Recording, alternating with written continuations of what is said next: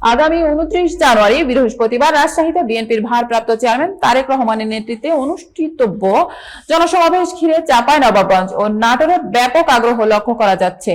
Staff reporter নবী ওয়ালিউল্লাহ জানান, চাঁপাইনবাবগঞ্জ জেলা বিএনপির আহ্বায়ক গোলাম জাকারিয়া জানিয়েছেন, শুধু জেলার নেতাকর্মীরাই নয়, আশেপাশের জেলার সাধারণ মানুষও এই সমাবেশে অংশগ্রহণের জন্য আগ্রহী। সমাবেশটি ঘিরে ইতিমধ্যে তৃণমূল পর্যায়ে ব্যাপক প্রস্তুতি ও আলোচনা চলছে। এ উপলক্ষে আয়োজিত এক বক্তব্য সভায় উপস্থিত ছিলেন ভোলাহাট উপজেলার সাবেক চেয়ারম্যান ও উপজেলা বিএনপির আহ্বায়ক বাবর আলী বিশ্বাস, উপজেলা শাখার নেতা মোহাম্মদ কাউসারুল ইসলাম রঞ্জু, সাধারণ সম্পাদক আব্দুল হান্নান এবং সিনিয়র সহ সভাপতি মোহাম্মদ নিজির হায়াত মোল্লা। এছাড়াও বিএনপি ও অঙ্গ সংগঠনের আরো অনেক নেতাকর্মী সবাই উপস্থিত ছিলেন। বক্তারা তাদের বক্তব্যে বলেন, বিএনপি একটি জনগণের আশা আকাঙ্ক্ষার দল। জনগণের পাশে থেকে কল্যাণমূলক কাজ করাই দলের মূল লক্ষ্য।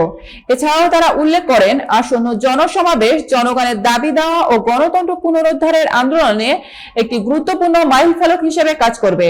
নেতারা যোগ করেন, জনসমাবেশে অংশগ্রহণ করে জনগণ তাদের দাবিসমূহ জানানোর পাশাপাশি দেশের রাজনৈতিক ও সামাজিক উন্নয়নের জন্য সক্রিয় ভূমিকা রাখতে পারবে।